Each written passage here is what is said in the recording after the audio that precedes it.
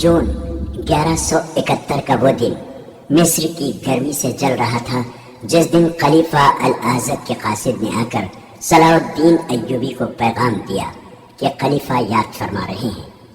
सुल्तान Ayyubi के तेवर बदल गए। उसने कासिद से कहा, खलीफा को बाद सलाम कहना कि कोई बहुत ज़रूरी काम है तो बता दें, मैं आ जाऊंगा। इस वक्त मुझे ज़रा सी भी फुर्सत नहीं। उन्हें यह भी कहना कि मेरे सामने जो काम पड़े हैं वो हुजूर के दरबार में हाजिरी देने की निस्बत ज़्यादा ज़रूरी और अहम है।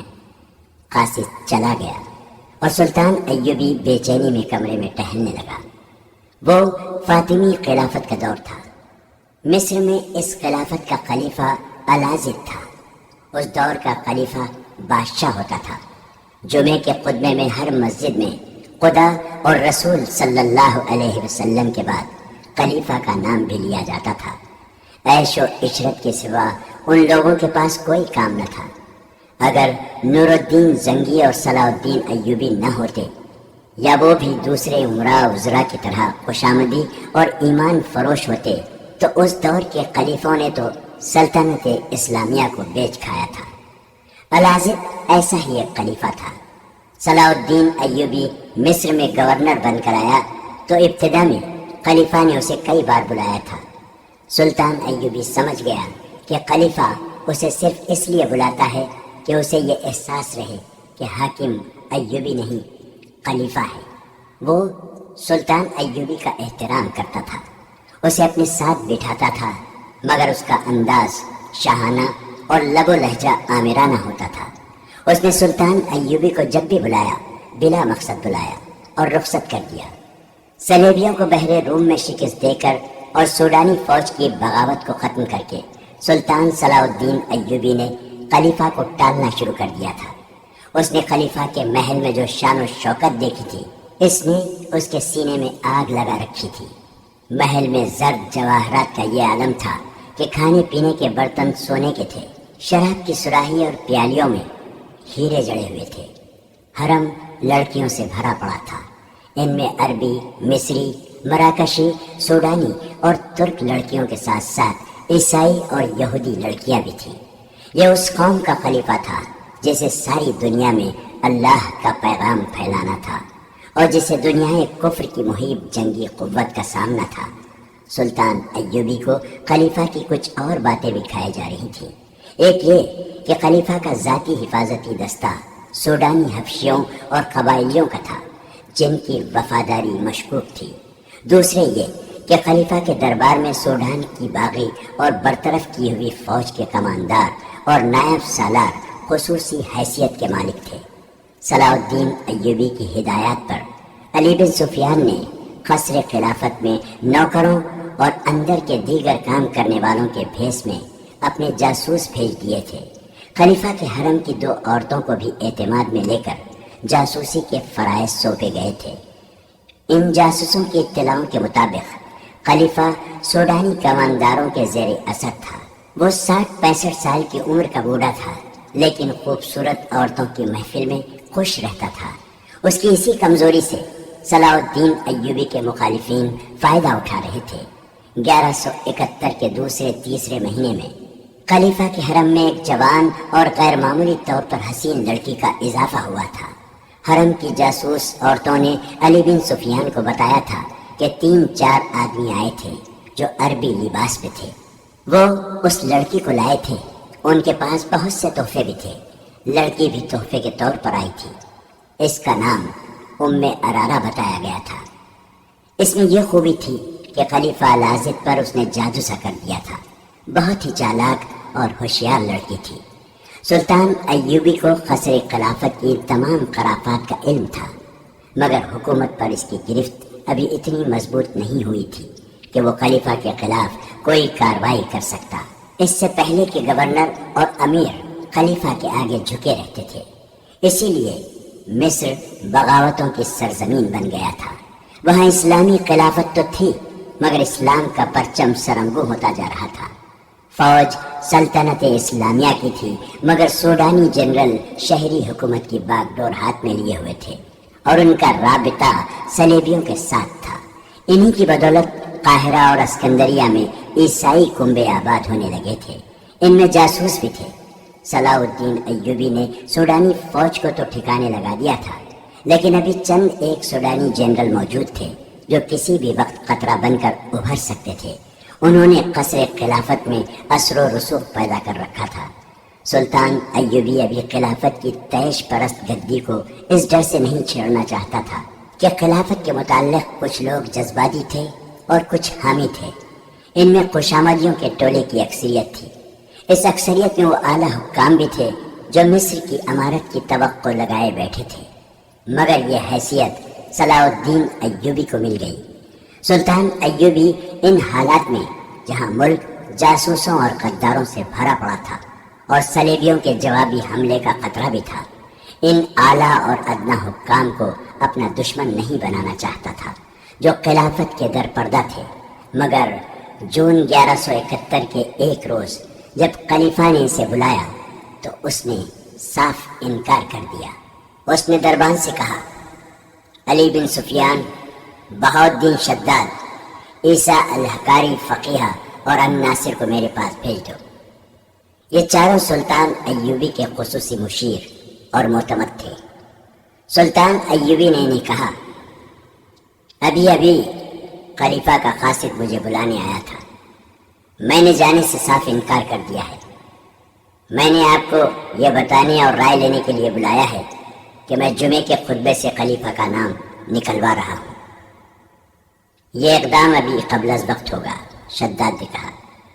خلیفہ کو لوگ پیغمبر سمجھتے ہیں، رائے عامہ ہمارے خلاف ہو جائے گی۔ ابھی تو لوگ اسے پیغمبر سمجھتے ہیں، سلطان ایوبی نے کہا۔ تھوڑے ہی عرصے بعد وہ اسے خدا سمجھنے لگیں گے۔ اسے پیغمبری اور خدائی دینے والے ہم لوگ ہیں جو خطبے میں اس کا نام اور خدا اور رسول صلی اللہ علیہ وسلم کے ساتھ لیتے ہیں۔ کیوں عیسیٰ فقیہ، آپ کیا مشورہ دیتے ہیں؟ میں آپ کی تائید کرتا ہوں، عیسیٰ الحکاری فقیہ نے جواب دیا۔ کوئی بھی مسلمان خطبے میں کسی انسان کا نام برداشت نہیں کر سکتا، انسان بھی ایسا جو شراب، عورت اور ہر طرح کے گناہ کا شیدائی ہے۔ یہ الگ بات ہے کہ صدیوں سے خلیفہ کو پیغمبروں کا درجہ دیا جا رہا ہے۔ میں چونکہ شہری اور مذہبی امور کا ذمہ دار ہوں، اس لیے یہ نہیں بتا سکتا کہ سیاسی اور فوجی لحاظ سے آپ کے فیصلے کا رد عمل کیا ہوگا۔ رد عمل شدید ہوگا، بہاؤالدین شداد نے کہا، اور ہمارے خلاف ہوگا۔ اس کے باوجود میں یہی مشورہ دوں گا کہ یہ بدعت ختم ہونی چاہیے، یا خلیفہ کو پکا مسلمان بنا کر لوگوں کے سامنے لایا جائے، جو مجھے ممکن نظر نہیں آتا۔ رائے عامہ کو مجھ سے بہتر اور کون جا سکتا ہے، علی بن سفیان نے کہا، جو جاسوسی اور سراغ رسانی کے شعبے کا سربراہ تھا۔ اس نے ملک کے اندر جاسوسوں اور مخبروں کا جال بچھا رکھا تھا۔ اس نے کہا، عام لوگوں نے خلیفہ کی کبھی صورت نہیں دیکھی، وہ الازق کے نام سے نہیں، سلطان صلاح الدین ایوبی کے نام سے واقف ہے۔ میرے محکومے کی مصدقہ اطلاعات نے مجھے یقین دلایا ہے کہ آپ کے 2 سالہ دور امارت میں لوگوں کی ایسی ضروریات پوری ہو گئی ہیں جن کے متعلق انہوں نے کبھی سوچا بھی نہ تھا۔ شہروں میں ایسے مطب نہیں تھے جہاں مریضوں کو داخل کر کے علاج کیا جا سکتا تھا۔ لوگ معمولی بیماریوں سے مر جاتے تھے۔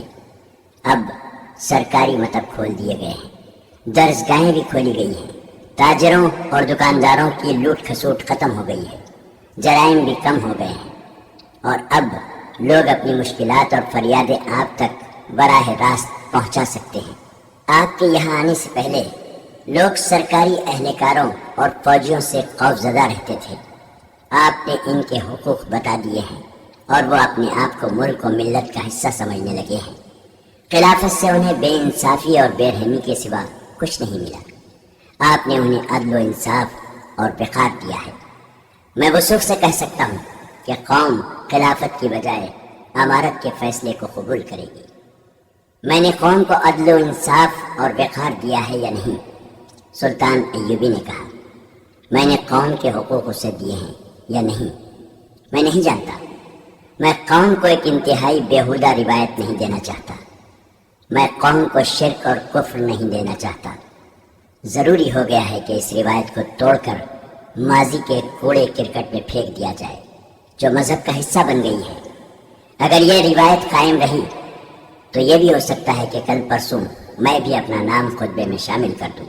دیے سے دیا جلتا ہے، لیکن میں اس دیے کو بجھا دینا چاہتا ہوں جو شرک کی روشنی کو آگے چلا رہا ہے۔ قصر خلافت بدکاری کا اڈا بنا ہوا ہے۔ خلیفہ اس رات بھی شراب پیے ہوئے حرم کے حسن میں بدمست پڑا تھا جس رات سوڈانی فوج نے ہم پر حملہ کیا تھا۔ اگر میری چال ناکام ہو جاتی تو مصر سے اسلام کا پرچم اتر جاتا۔ جب اللہ کے سپاہی شہید ہو رہے تھے اس وقت بھی خلیفہ شراب پیے ہوئے تھا۔ میں اسے احکام کے مطابق یہ بتانے گیا کہ سلطنت پر کیا طوفان آیا تھا اور ہماری فوج نے اس کام کا دمقم کس طرح توڑا ہے، تو اس نے مست سانڈ کی طرح جھوم کر کہا تھا، شاباش، ہم بہت خوش ہوئے، ہم تمہارے باپ کو خصوصی قاصد کے ہاتھ مبارکباد اور انعام بھیجیں گے۔ میں نے اسے کہا کہ یا خلیفۃ المسلمین، میں نے اپنا فرض ادا کیا ہے۔ میں نے یہ فرض اپنے باپ کی خوشنودی کے لیے نہیں، اللہ اور اس کے رسول کی خوشنودی کے لیے ادا کیا ہے۔ اس بوڑھے خلیفہ نے کہا، سلطان صلاح الدین، تم ابھی بچے ہو مگر کام تم نے بڑوں والا کر دکھایا ہے۔ اس نے میرے ساتھ اس طرح بات کی تھی جیسے وہ مجھے اپنا غلام اور اپنے حکم کا پابند سمجھتا ہے۔ یہ بے دین انسان قومی خزانے کے لیے سفید ہاتھی بنا ہوا ہے۔ سلطان ایوبی نے ایک خط نکال کر سب کو دکھایا اور کہا، 6-7 دن گزرے، نور الدین زنگی نے مجھے یہ پیغام بھیجا ہے۔ انہوں نے لکھا ہے کہ خلافت 3 حصوں میں بٹ گئی ہے۔ بغداد کی مرکزی خلافت کا دونوں ماتحت خلیفوں پر اثر ختم ہو چکا ہے۔ آپ یہ خیال رکھیں کہ مصر کا خلیفہ خود مختار حاکم نہ بن جائے۔ وہ سوڈانیوں اور صلیبیوں سے بھی ساز باز کرنے سے گریز نہیں کرے گا۔ میں سوچ رہا ہوں کہ خلافت صرف بغداد میں رہے اور ذیلی خلیفے ختم کر دیے جائیں، لیکن میں ڈرتا ہوں کہ ان لوگوں نے ہمارے خلاف سازشیں تیار کر رکھی ہیں۔ اگر آپ مصر کے خلیفہ کی بادشاہی اس کے محل کے اندر ہی محدود رکھنے کی کوشش کریں گے تو میں آپ کو فوجی اور مالی امداد دوں گا۔ احتیاط کی بھی ضرورت ہے کیونکہ مصر کے اندرونی حالات ٹھیک نہیں ہیں۔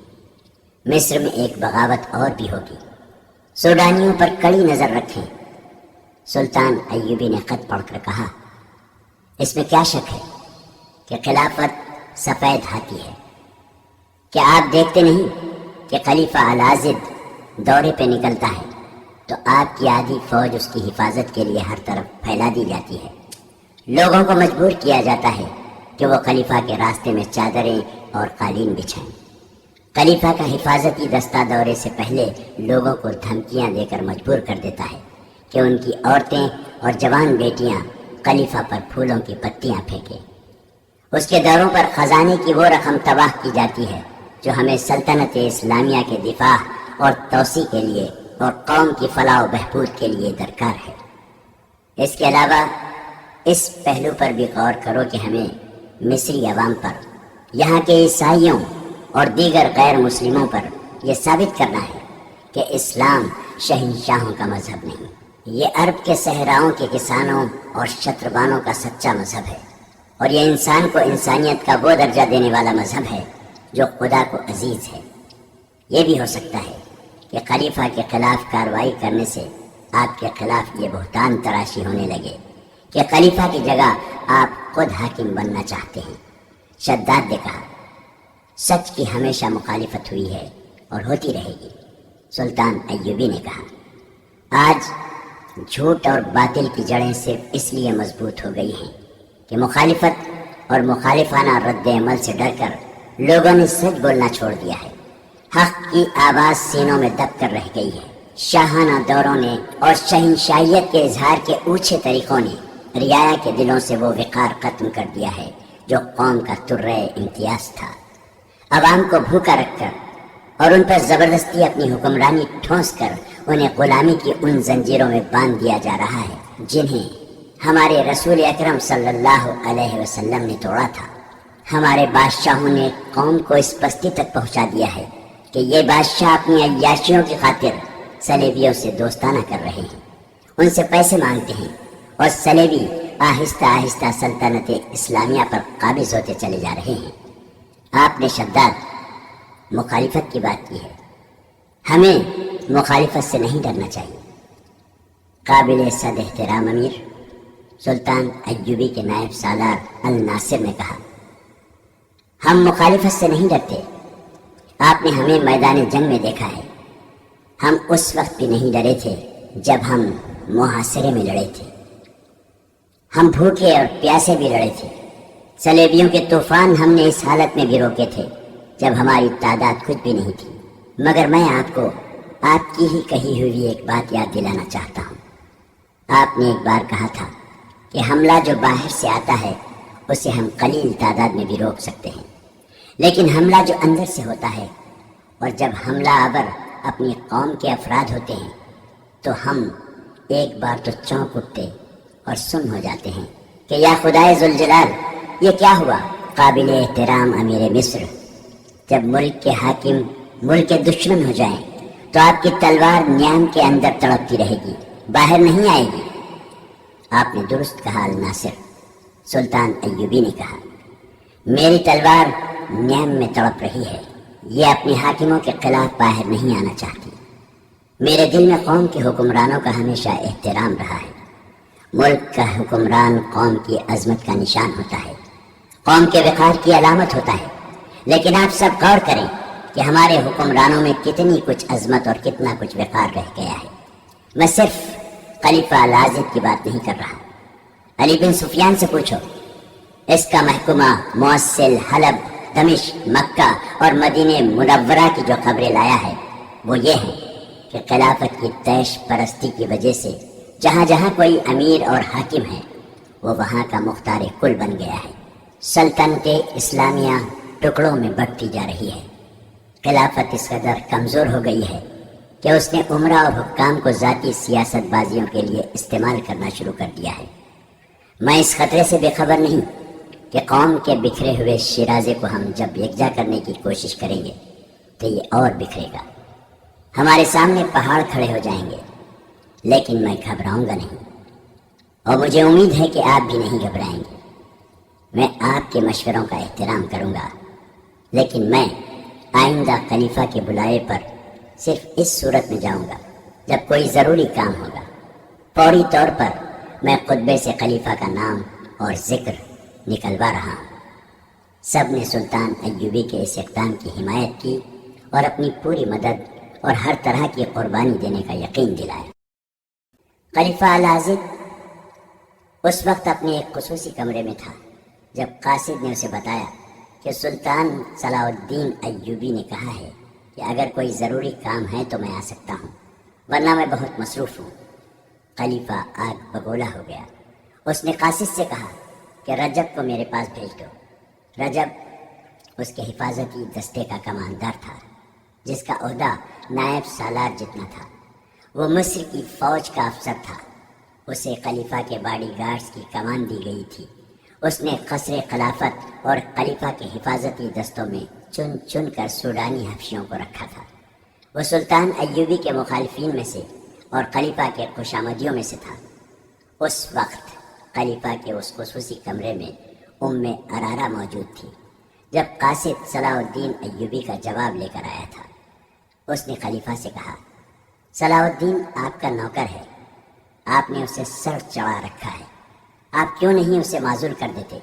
کیوں نہیں اپنے سپاہی بھیج کر اسے حراست میں یہاں بلوا لیتے؟ اس لیے کہ اس کے نتائج اچھے نہیں ہوں گے، خلیفہ نے غصے کے عالم میں کہا۔ فوج اس کی کمان میں ہے، وہ میرے خلاف فوج استعمال کر سکتا ہے۔ اتنے میں رجب آ گیا۔ اس نے جھک کر فرشی سلام کیا۔ العازد نے غصے سے کانپتی ہوئی آواز میں اس سے کہا، میں پہلے ہی جانتا تھا کہ یہ کمبخت خسر اور سرکش آدمی ہے، یہ صلاح الدین ایوبی۔ میں نے اسے بلایا تو یہ کہہ کر آنے سے انکار کر دیا ہے کہ ضروری کام ہے تو آؤں گا، ورنہ آپ کا بلاوا میرے لیے کوئی معنی نہیں رکھتا، کیونکہ میرے سامنے ضروری کام پڑے ہیں۔ غصے میں بولتے بولتے اسے ہچکی آئی، پھر کھانسی اٹھی اور اس نے دل پر ہاتھ رکھ لیا۔ اس کا رنگ زرد ہو گیا۔ اس حالت میں کمزور سی آواز میں کہا، بدبخت کو یہ بھی احساس نہیں کہ میں بیمار ہوں۔ میرا دل مجھے لے بیٹھے گا۔ میرے لیے غصہ ٹھیک نہیں۔ مجھے اپنی صحت کا غم کھایا جا رہا ہے اور اسے اپنے کاموں کی پڑی ہے۔ آپ نے اسے کیوں بلایا تھا؟ رجب نے پوچھا۔ مجھے حکم دیجیے۔ میں نے اسے صرف اس لیے بلایا تھا کہ اسے احساس رہے کہ اس کے سر پر ایک حاکم بھی ہے۔ خلیفہ نے دل پر ہاتھ رکھے ہوئے کراہتی ہوئی آواز میں کہا، تم ہی نے مجھے بتایا تھا کہ صلاح الدین ایوبی خود مختار ہوتا جا رہا ہے۔ میں اسے بار بار یہاں بلانا چاہتا ہوں، اسے حکم دینا چاہتا ہوں تاکہ اسے اپنے پاؤں کے نیچے رکھوں۔ یہ ضروری نہیں کہ کوئی ضروری کام ہو تو ہی میں اسے بلاؤں۔ ارارا نے شراب کا پیالہ اس کے ہونٹوں سے لگا کر کہا، آپ کو 100 بار کہا ہے کہ غصے میں نہ آ جایا کریں۔ آپ کے دل اور اعصاب کے لیے غصہ ٹھیک نہیں۔ اس نے سونے کی ایک ڈبیا میں سے نسواری رنگ کے سفوف میں سے ذرا سا خلیفہ کے منہ میں ڈالا اور پانی پلا دیا۔ خلیفہ نے اس کے بکھرے ہوئے ریشمی بالوں میں انگلیاں الجھا کر کہا، اگر تم نہ ہوتی تو میرا کیا ہوتا؟ سب کو میری دولت اور رتبے سے دلچسپی ہے۔ میری ایک بھی بیوی ایسی نہیں جسے میری ذات کے ساتھ دلچسپی ہو۔ تم تو میرے لیے فرشتہ ہو۔ اس نے لڑکی کو اپنے قریب بٹھا کر بازو اس کی کمر میں ڈال دیا۔ خلیفۃ المسلمین، رجب نے کہا، آپ بڑے ہی نرم دل اور نیک انسان ہیں۔ یہی وجہ ہے کہ صلاح الدین ایوبی نے یہ گستاخی کی ہے۔ آپ نے یہ بھی فراموش کر دیا ہے کہ وہ عربی نسل سے نہیں، وہ آپ کی نسل سے نہیں، وہ کرد ہے۔ میں حیران ہوں کہ اسے اتنی بڑی حیثیت کس نے دے دی ہے۔ اگر اس میں کچھ خوبی ہے تو صرف یہ ہے کہ وہ ایک اچھا عسکری ہے، میدان جنگ کا استاد ہے، لڑنا بھی جانتا ہے اور لڑانا بھی جانتا ہے۔ مگر یہ وصف اتنا اہم نہیں کہ اسے مصر کی امارت سونپ دی جائے۔ اس نے سوڈان کی اتنی بڑی اور اتنی تجربے کار فوج یوں توڑ کر ختم کر دی ہے جس طرح بچہ کوئی کھلونا توڑ دیتا ہے۔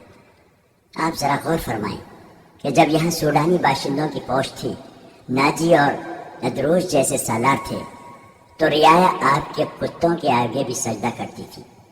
سوڈانی لشکر کے سالار آپ کی دہلیز پر حاضر رہتے تھے۔ اب یہ حال ہے کہ آپ اپنے ایک ماتحت کو بلاتے ہیں تو وہ آنے سے انکار کر دیتا ہے۔ رجب، خلیفہ نے اچانک گرج کر کہا، تم ایک مجرم ہو۔ رجب کا رنگ پیلا پڑ گیا۔ ارارا بھدک کر العزیز سے الگ ہو گئی اور العزیز نے اسے پھر بازو کے گھیرے میں لے کر اپنے ساتھ لگا لیا اور پیار سے بولا، کیا میں نے تمہیں ڈرا دیا ہے؟ میں رجب سے یہ کہنا چاہتا ہوں کہ یہ آج 2 سال بعد مجھے بتا رہا ہے کہ ہماری پرانی فوج اور اس کے سالار اچھے تھے اور صلاح الدین ایوبی کی بنائی ہوئی فوج خلافت کے حق میں اچھی نہیں۔ کیوں رجب، تم یہ بات پہلے بھی جانتے تھے؟ چپ کیوں رہے؟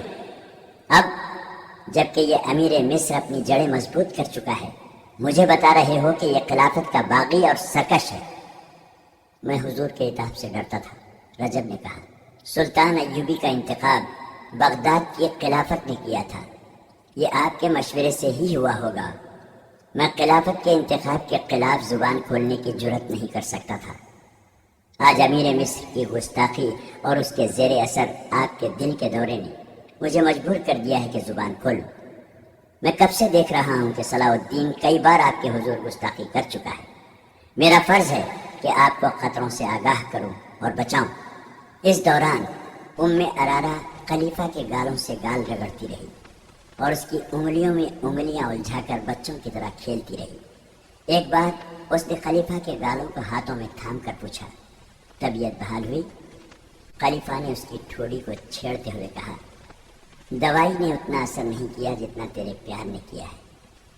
خدا نے تجھے وہ حسن اور وہ جذبہ دیا ہے جو میرے ہر روگ کے لیے اکسیر ہے۔ اس نے ارارا کا سر اپنے سینے پر ڈال کر رجب سے کہا، روز قیامت جب مجھے جنت میں بھیجیں گے تو میں خدا سے کہوں گا کہ مجھے کوئی حور نہیں چاہیے، مجھے ارارا دے دو۔ ارارا صرف حسین ہی نہیں، رجب نے کہا، یہ بہت ہوشیار اور ذہین بھی ہے۔ حضور کا حرم سازشوں کا گھر بنا ہوا تھا، اس نے آ کر سب کو لگام ڈال دی ہے۔ اب کسی کی ضرورت نہیں کہ کوئی عورت کسی عورت کے خلاف یا کوئی اہلکار قصر خلافت میں ذرا سی بھی گڑبڑ کرے۔ رجب صلاح الدین ایوبی کے متعلق بات کر رہے تھے۔ ام عرارہ نے کہا، ان کی باتیں غور سے سنیں اور صلاح الدین کو لگام ڈالیں۔ تم کیا کہہ رہے تھے رجب؟ خلیفہ نے پوچھا۔ میں یہ عرض کر رہا تھا کہ میں نے اس ڈر سے زبان بند رکھی کہ امیر مصر کے خلاف کوئی بات خلافت کو گوارا نہ ہوگی۔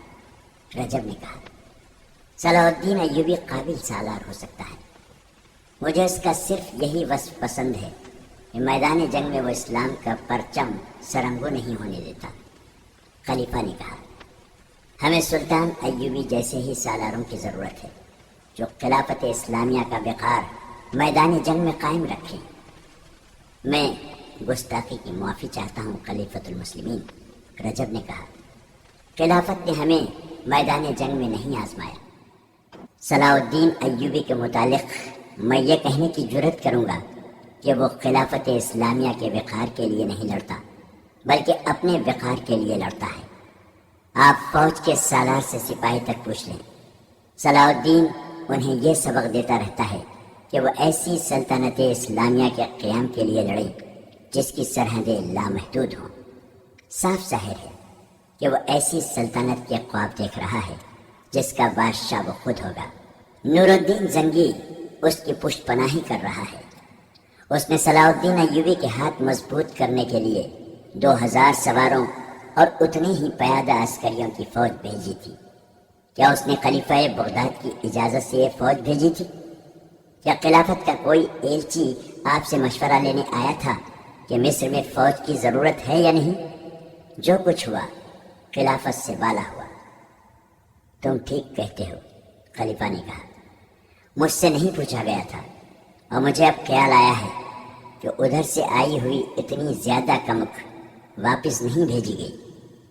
واپس اس لیے نہیں بھیجی گئی کہ یہ کمک مصر پر گرفت مضبوط کرنے کے لیے بھیجی گئی تھی اور اسی لیے یہاں رکھی گئی ہے، رجب نے کہا۔ مصر کی پرانی فوج کے سپاہیوں کو کسان اور بھکاری بنانے کے لیے یہ کمک آئی تھی۔ ناجی، ادروش، کاکش، عبد یزداں، ابی آزر اور ان جیسے 8 اور سالار کہاں ہیں؟ حضور نے کبھی سوچا نہیں؟ ان سب کو صلاح الدین ایوبی نے خفیہ طور پر قتل کرا دیا تھا۔ ان کا قصور صرف یہ تھا کہ وہ صلاح الدین ایوبی سے زیادہ قابل سالار تھے۔ یہ قتل کس کی گردن پر ہے؟ صلاح الدین ایوبی نے حاکموں کی مجلس میں کہا تھا کہ خلیفہ مصر نے ان سب کو غداری اور بغاوت کے جرم میں سزائے موت دے دی ہے۔ جھوٹ، خلیفہ نے بھڑک کر کہا، سفید جھوٹ۔ مجھے صلاح الدین ایوبی نے بتایا تھا کہ یہ سب غدار ہیں۔ میں نے اسے کہا تھا کہ گواہ لاؤ اور مقدمہ چلاؤ۔ اس نے مقدمہ چلائے بغیر وہ فیصلہ خود کیا جو خلافت کی مہر کے بغیر بیکار ہوتا ہے، رجب نے کہا۔ ان بدقسمت سالاروں کا جرم یہ تھا کہ انہوں نے صلیبی بادشاہ سے رابطہ قائم کیا تھا۔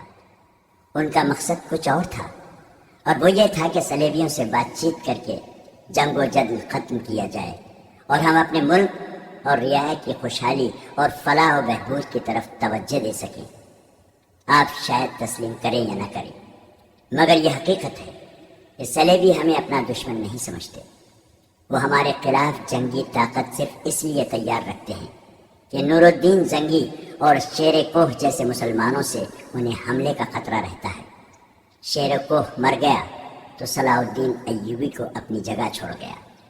یہ شخص شیر کوہ کا پروردہ ہے۔ اس نے ساری عمر عیسائی قوم سے لڑتے اور اسلام کے دشمن پیدا کرتے اور دشمنوں میں اضافہ کرتے گزاری ہے۔ اگر صلاح الدین ایوبی کی جگہ مصر کا امیر کسی اور کو مقرر کیا جاتا تو آج عیسائی بادشاہ آپ کے دربار میں دوستوں کی طرح آتے، قتل و غارت نہ ہوتی، اتنے پرانے اور تجربے کار سالار قتل ہو کر گمنام نہ ہو جاتے۔ مگر رجب، خلیفہ نے کہا، صلیبیوں نے بحر روم سے حملہ جو کیا تھا، صلاح الدین ایوبی نے ایسے حالات پیدا کیے تھے کہ صلیبی اپنے دفاع کے لیے حملے میں پہل کرنے پر مجبور ہو گئے، رجب نے کہا۔ صلاح الدین ایوبی کو معلوم تھا کہ حملہ آ رہا ہے، کیونکہ حالات اسی نے پیدا کیے تھے۔ اس لیے اس نے حملہ روکنے یعنی دفاع کا انتظام پہلے ہی کر رکھا تھا۔ یہ شخص فرشتہ تو نہیں کہ اسے غیب کا حال معلوم ہو گیا تھا۔ اس نے ایک ایسا ناٹک کھیلا تھا جس میں ہزارہ بچے یتیم اور ہزارہ عورتیں بیوہ ہو گئی۔ اس پر آپ نے اسے میری موجودگی میں خراج تحسین پیش کیا۔